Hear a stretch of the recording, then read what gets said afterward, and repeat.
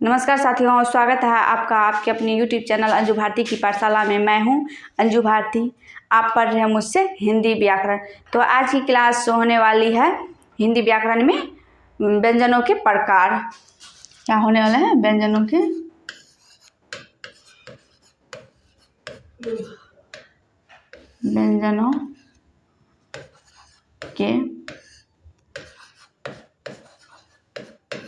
प्रकार। इससे पहले जो अगली क्लास में जो कुछ बताए हुए थे उसको रिकॉल करा दे रहे हैं। अगली क्लास में बताए हुए थे व्यंजन। व्यंजन किसे कहते हैं? व्यंजन जो है स्वरों की सहायता से बोले जाने वाले वर्णों को व्यंजन कहते हैं। और उसके बाद बताए हुए थे व्यंजन जो है व्यंजन हिंदी में व्यंजनों की संख्या कितने होते हैं? हिंदी में व्यंजनों की संख्या 39 होते हैं। 25 स्पष्ट व्यंजन है, 4 अंतस्थ है, 4 उष्ण है, 4 संयुक्त है, 2 द्विगु है। और उसके बाद बताए हुए थे हल लगे व्यंजन को हलंत कहते हैं, स्वर लगे व्यंजन को अजंत कहते हैं। और उसके बाद बताए हुए थे परंपरागत रूप से व्यंजनों की संख्या 33 है, 33 मानी गई है। क वर्ग से लेकर क से लेकर ह तक मानी गई है। तो उसके बाद बताए थे उच्चारण स्थान सब बताए हुए थे।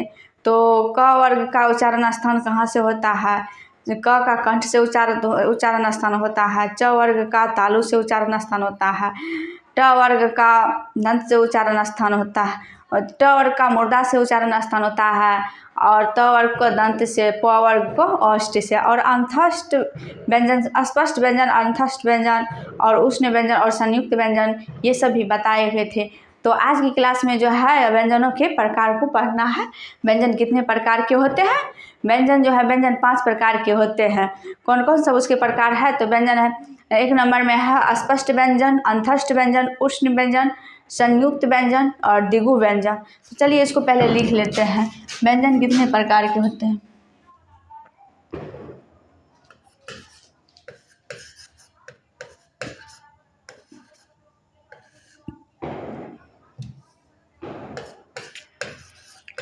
हिंदी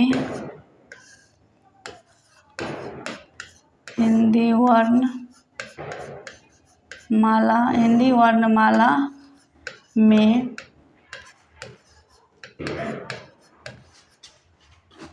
व्यंजन, हिंदी वर्णमाला में व्यंजन 5 प्रकार के होते हैं।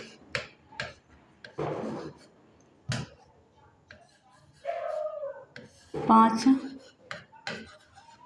प्रकार के होते, हिंदी वर्णमाला में व्यंजन 5 प्रकार के होते हैं। नंबर 1 में स्पष्ट व्यंजन, स्पर्श व्यंजन। नंबर 2 में अंतस्थ व्यंजन,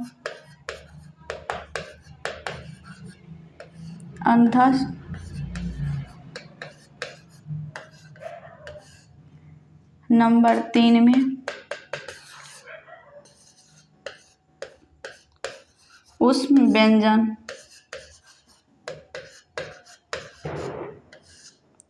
नंबर 4 में संयुक्त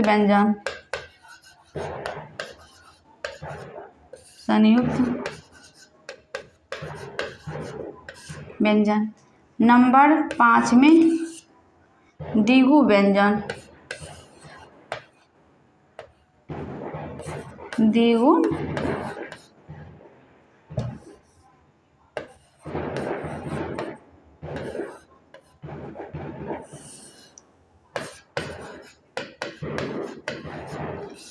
व्यंजन। इसको जो है पहले जो है हम हिंदी वर्णमाला में व्यंजन 5 प्रकार के होते हैं। हिंदी वर्णमाला में व्यंजन 5 प्रकार के होते हैं।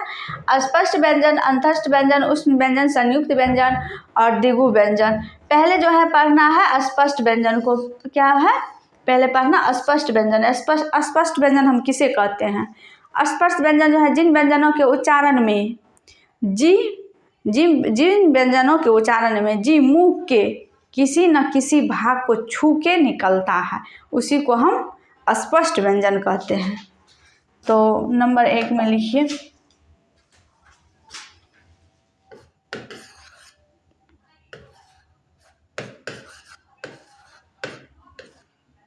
स्पष्ट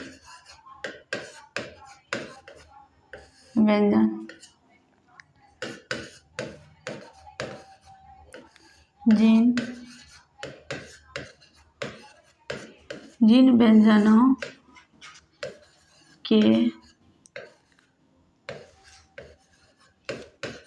जिन व्यंजनों के उच्चारण में जीभ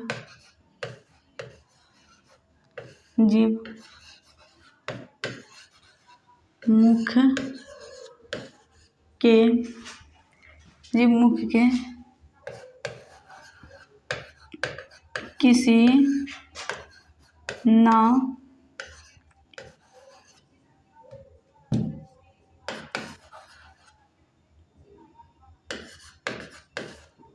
न किसी भाग को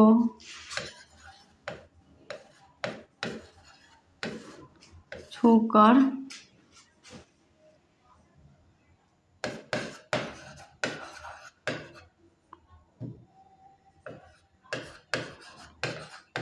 निकलती है उन्हें स्पष्ट व्यंजन कहते हैं। स्पर्श व्यंजन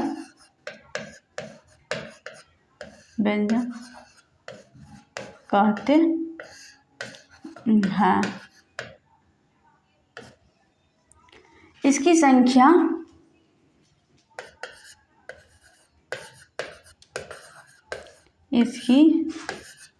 संख्या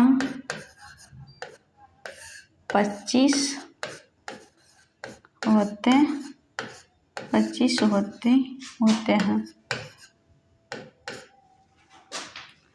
25 होते हैं।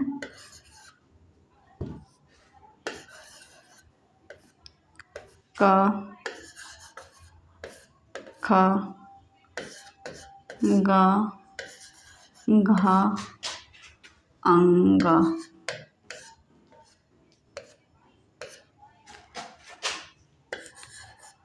च छ ज झ ञ ट ठ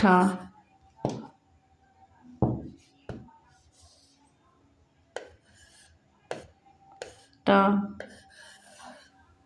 ठ ड ढ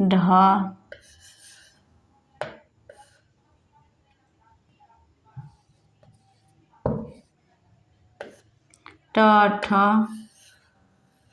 ड ढ न त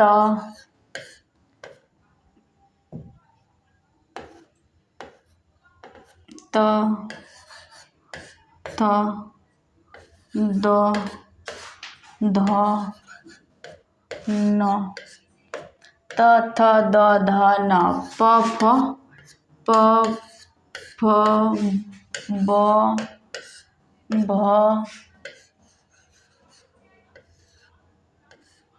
भ म। ये जो है अस्पष्ट व्यंजन की संख्या है। अस्पष्ट व्यंजन जिन व्यंजनों के उच्चारण में जीभ मुख के किसी न किसी भाग को छू के निकलती है उसी को हम अस्पष्ट व्यंजन कहते हैं। इसकी संख्या 25 होते हैं। इसकी संख्या 25 होते हैं। तो 25 में कौन कौन सा? क ख ग घ अंग च छ ज झ य ट ठ ड ढ न त थ द ध न प फ ब भ म। ये स्पष्ट व्यंजन की संख्या है। स्पष्ट व्यंजन की संख्या कितने होते हैं? तो 25 होते हैं। क वर्ग से प वर्ग तक। अब जो है अंतस्थ व्यंजन देखते हैं। अंतस्थ व्यंजन नंबर 2 में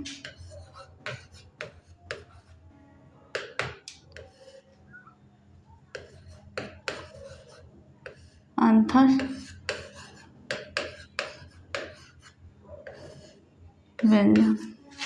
अंतस्थ व्यंजन हम किसको कहते हैं? जिन व्यंजनों के उच्चारण जिन व्यंजनों का उच्चारण स्वरों एवं स्वरों व व्यंजनों के बीच होता है, स्वर और व्यंजन के बीच में जो भी होता है उसी को हम अंतस्थ व्यंजन कहते हैं, या इसी को हम अर्धस्वर भी कहते हैं। तो चलिए पहले लिख लेते हैं अंतस्थ व्यंजन। जिन व्यंजनों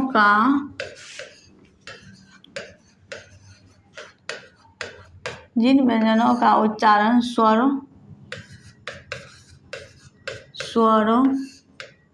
व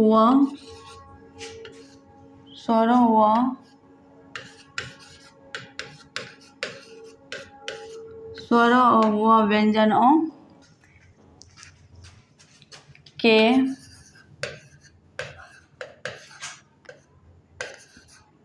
बीच होता है उन्हें अंतस्थ व्यंजन कहते हैं।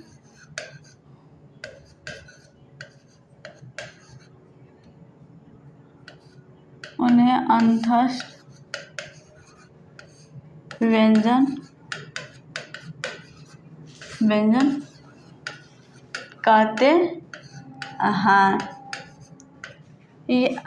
हैं, या इसी को अर्धस्वर भी कहा जाता है।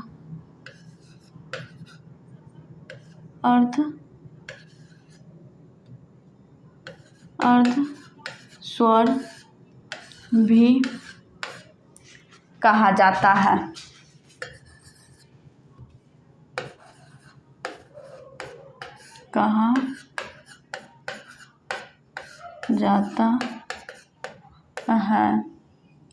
इसकी संख्या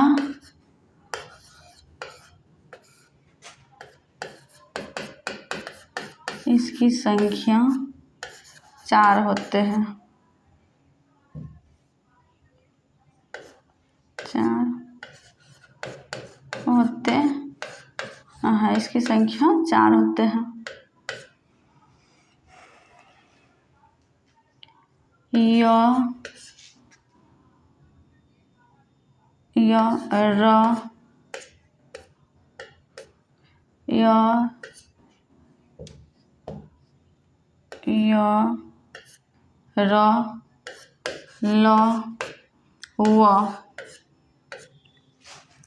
य का उच्चारण स्थान कहाँ से होते हैं इसको पहले देखते हैं, तब उसके बाद र का उच्चारण स्थान कहाँ से होगा उसको देखेंगे, और ल का और व का।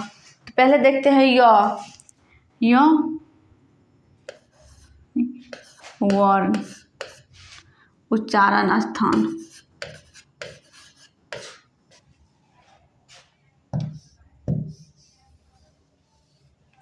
य का उच्चारण स्थान कहाँ से होगा, और र का उच्चारण स्थान कहाँ से होगा, ल का उच्चारण स्थान कहाँ से होगा, व का उच्चारण स्थान कहाँ से होगा। तो इसको जो है हम देखते हैं।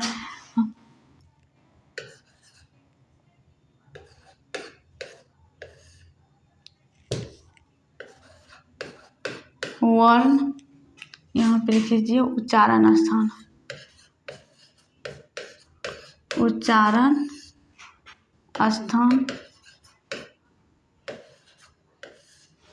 यहाँ पे वर्ग।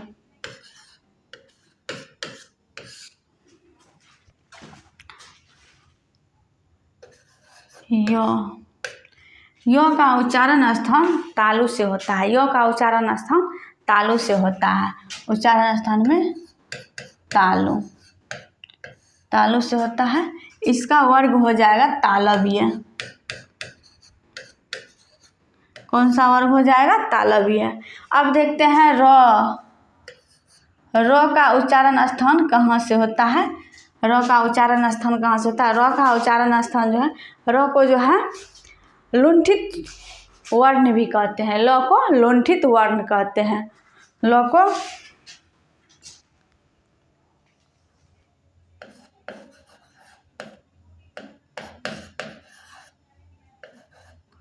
लुंठित वर्ण।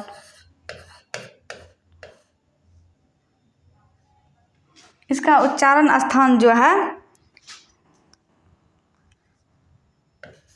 दंत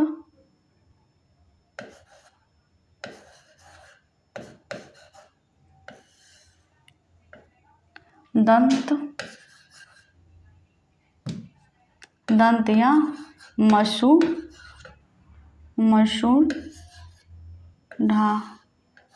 दंत या मसूढ़ा से इसका उच्चारण स्थान करते हैं। दंत या मसूढ़ा से इसका उच्चारण, इसका वर्ग हो जाएगा वर्तस्य।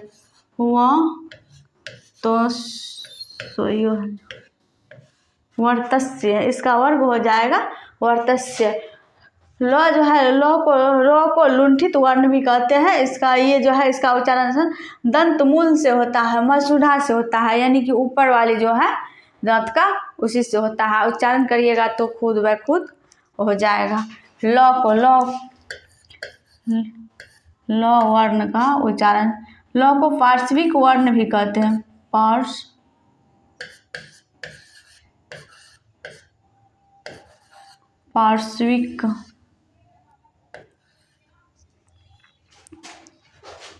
पार्श्विक वर्ण, इसका भी उच्चारण स्थान दंत मूल। उच्चारण स्थान क्या हो जाएगा? दंत मूल या मसूढ़ा।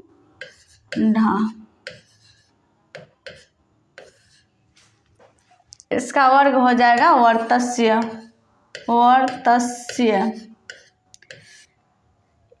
ये जो है वर्तस्य जब हम बोलते हैं तो यहाँ पे यो के बाद र का उच्चारण स्थान जो होता है, र का उच्चारण स्थान इसमें तो देखते होंगे तो र है ही नहीं। र का उच्चारण स्थान कहाँ से आते हैं? तो इसमें जो है र का उच्चारण स्थान, ये जो रेप है यहाँ पे इसको ये जो है र है। ये कैसे र हुआ है? जब आगे क्लास में जाइएगा ना, आगे क्लास में जाइएगा तो ये खुद पता चल जाएगा ये र कैसे हुआ है।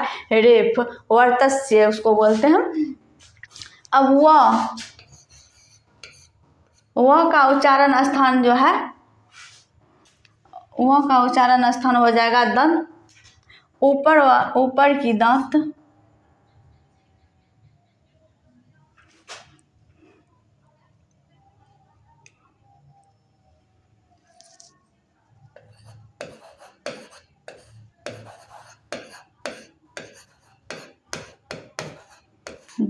प्लस नीचे का होठ।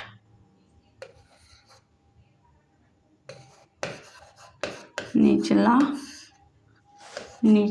होठ।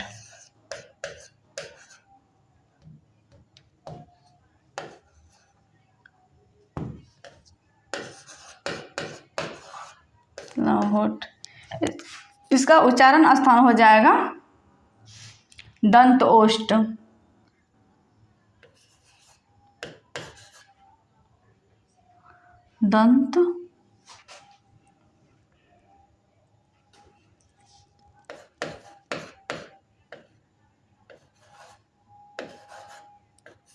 दंत ओष्ठ।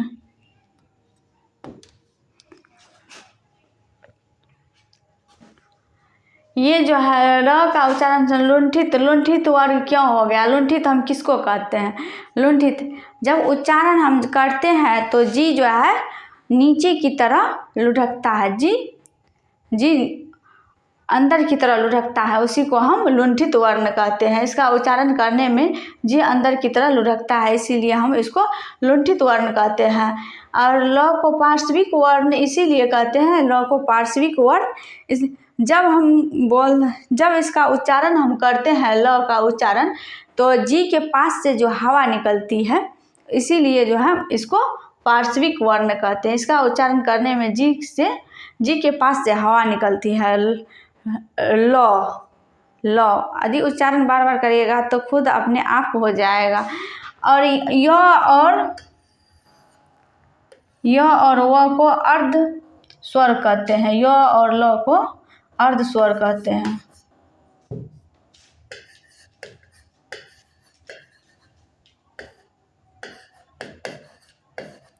य और ल को अर्ध स्वर कहते हैं। ये ल को पार्श्विक वर्ण इसीलिए हम कहते हैं, जब हम ल का उच्चारण करते हैं तो जी के पास से आवाज़ निकलती है, इसीलिए हम पार्श्विक वर्ण कहते हैं। ल को लुंठित वर्ण इसीलिए कहते हैं, र को लुंठित वर्ण। जो जी जो है, जी अंदर जाके लुढ़कती है, इसका उच्चारण करने में जी अंदर की तरह लुढ़कती है, इसीलिए हम इसको पार्श्विक वर्ण कहते हैं। तो आज की क्लास यहाँ तक है और नेक्स्ट की ओर देखा जाएगा।